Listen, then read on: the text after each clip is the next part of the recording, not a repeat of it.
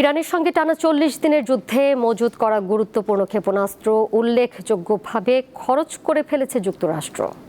স্বল্প মেয়াদে ইরানের বিরুদ্ধে লড়াই চালিয়ে যেতে পারলেও আরেকটি বড় সংঘাত শুরু হলে গোলা বারুদ ঘাটতির ঝুঁকিতে পড়বে দেশটি। এক বিশ্লেষণে তথ্য জানিয়েছে যুক্তরাষ্ট্রের গবেষণা সংস্থা CSAIS।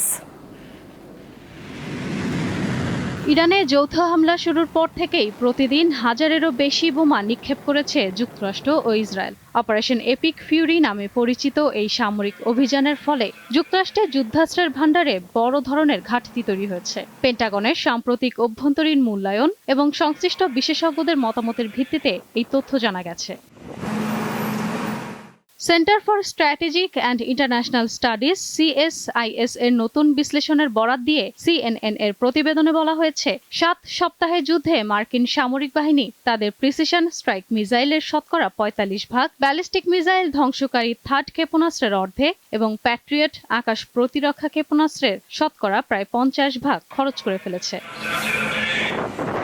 বিশ্লেষণে আরও বলা হয়, যুক্তরাষ্ট্র তাদের টমাহক মিসাইলের প্রায় 30%, দূরপাল্লার joint air to surface stand off মিসাইলের 20%-এর বেশি এবং SM-3 ও SM-6 মিসাইলের প্রায় 20% ব্যবহার করেছে।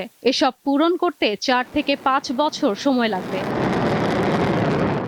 CSIS এর বিশ্লেষণ অনুযায়ী বর্তমানে যুদ্ধবিরতি যদি ভেস্তে যায়, তবে স্বল্প মেয়াদে ইরানের বিরুদ্ধে লড়াই চালিয়ে যাওয়ার মতো বোমা ও মিসাইল যুক্তরাষ্ট্রের আছে। তবে চীন কিংবা বড় কোনো দেশের সঙ্গে আরেকটি সংঘাত শুরু হলে তাৎক্ষণিকভাবে গোলাবারুদ ঘাটতির ঝুঁকি তৈরি হবে।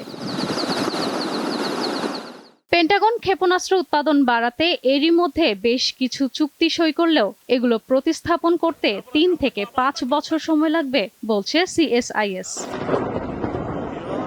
বিশেষজ্ঞরা বলছেন, এতদিন যুদ্ধের পরও ইরানের বিপুল সংখ্যক ড্রোন ও ব্যালিস্টিক ক্ষেপণাস্ত্র তৈরির সক্ষমতা আছে এবং তাদের বিশাল মজুত রয়েছে। কিন্তু যুক্তরাষ্ট্রের যুদ্ধাস্ত্র কমে যাওয়ায় মধ্যপ্রাচ্য সহ অন্যান্য অঞ্চলে দেশটির প্রতিরক্ষা সক্ষমতায় প্রভাব ফেলতে পারে।